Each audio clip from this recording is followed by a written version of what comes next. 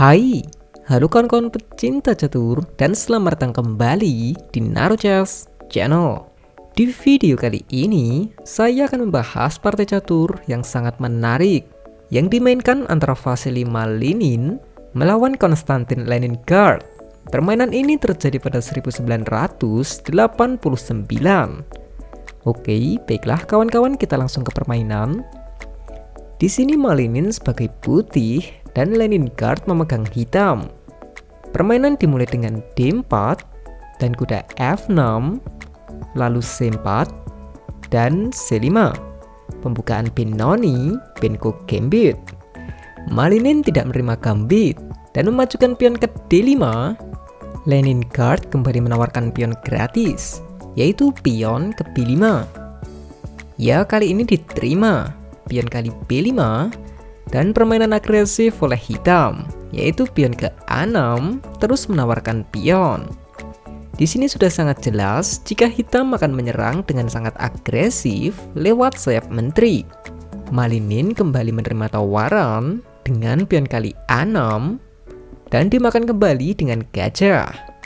Oke, di sini hitam kehilangan 2 pion pada opening. Tapi dengan kompensasi, sayap raja yang menjadi terbuka dan pengembangan perwira akan menjadi lebih singkat. Ya, permainan dilanjutkan dengan kuda C3 dan pion ke D6, membuat posisi pion lebih solid di petak pusat. Lanjut lagi kuda ke F3, Leningrad pion G6, gajah G7 dan rokade pendek akan menjadi planning ke depan hitam. Jawaban yang sama oleh Malinin, pion ke G3, tentu gajah ke G7, dan bukan gajah G2, tapi pion ke H4 mempersiapkan serangan di sayap raja.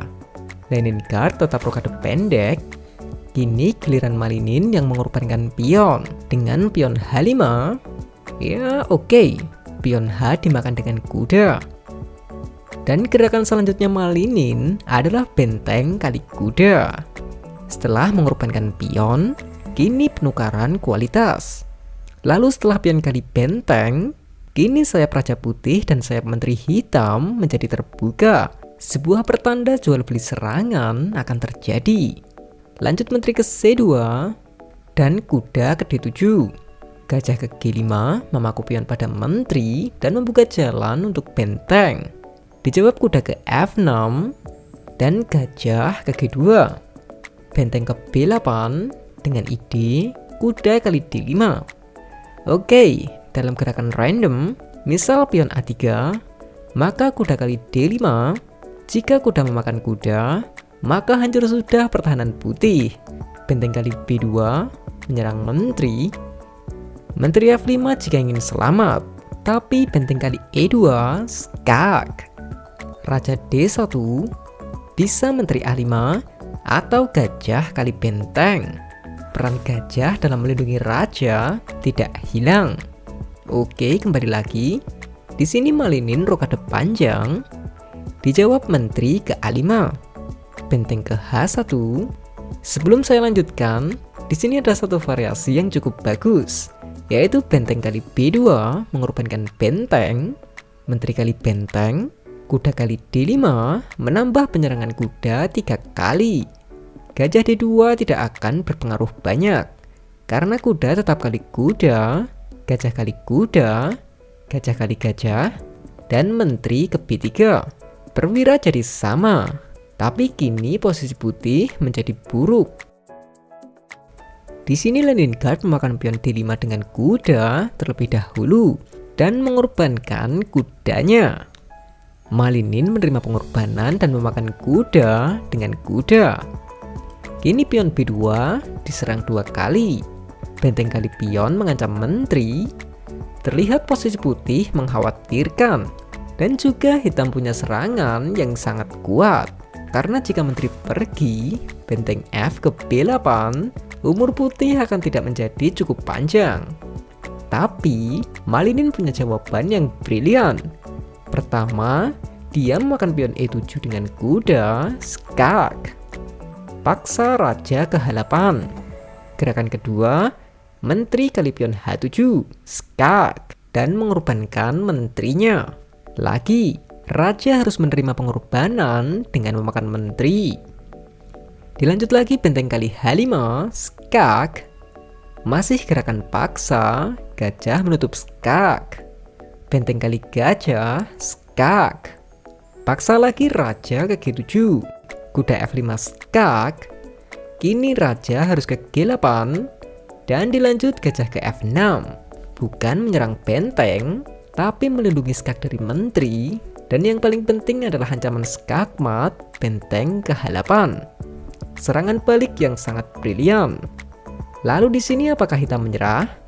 Belum saatnya buat hitam. Dia menjawab dengan benteng C2, skak. Mengorbankan bentengnya. Ya, raja kali benteng.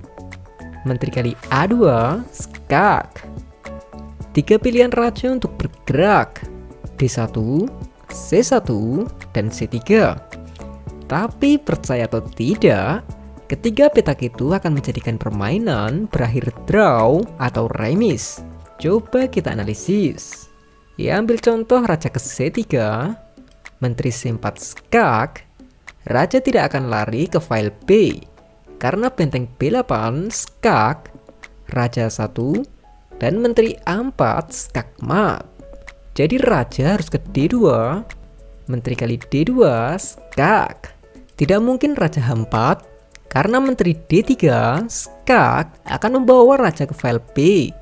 Jadi raja ke C1, menteri C4 skak, raja D2, menteri E2 skak, raja C1, dan seterusnya sampai berakhir remis atau draw.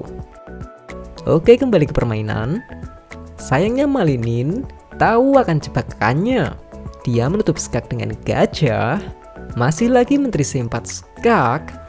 Gajah kembali menutup. Di sini menteri kali E2 skak, bagus. Tapi setelah raja C1, tidak ada gerakan skak lagi untuk hitam. Oke, Leningard membalas dengan pion F6.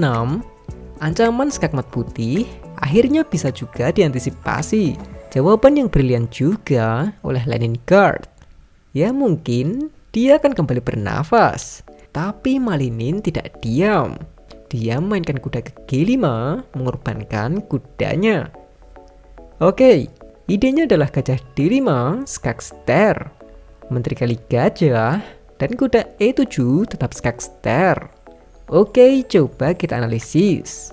Jika pion kali kuda, maka benteng H8 skak, raja harus ke F7.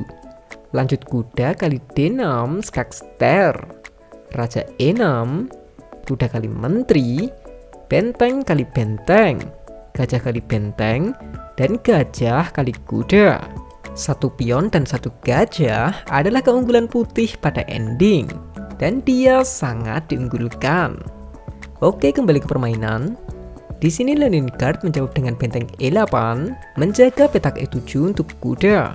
Tapi ini adalah gerakan blunder, dan ini adalah posisi skakmat dalam 5 langkah.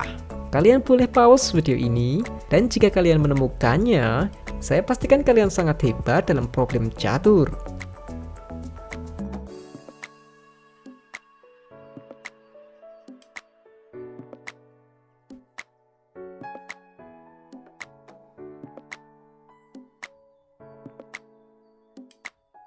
Oke, sudah. Silahkan perhatikan baik-baik. Skakmat ini sangat indah. Pertama, gajah D5 skak. 2 pilihan. Jika raja F8, maka benteng H8 skakmat. Jadi menteri harus memakan gajah. Apa tujuan pengorbanan gajah ini? Tujuannya hanya untuk melepas pin pada gajah.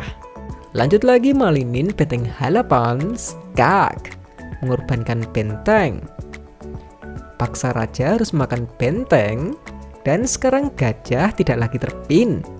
Gajah kali F6 skak, paksa raja balik lagi. Kuda H6 skak, paksa raja F8, dan Malinin mengakhiri permainan dengan kuda H7 skak mat. Skak mat yang indah mengakhiri permainan yang sangat hebat oleh kedua pemain ini.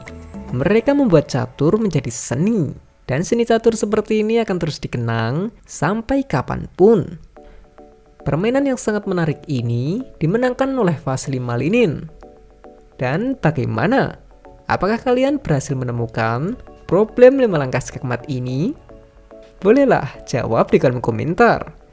Dan oke lah kawan-kawan, sekian dulu video kali ini. Jika kalian suka video-video catur seperti ini, silahkan klik like dan juga subscribe channel NaruChess ini agar saya bisa lebih bersemangat lagi dalam buat video-video catur selanjutnya. Dan adanya salah kata, saya mohon maaf. Salam chess lovers, terima kasih.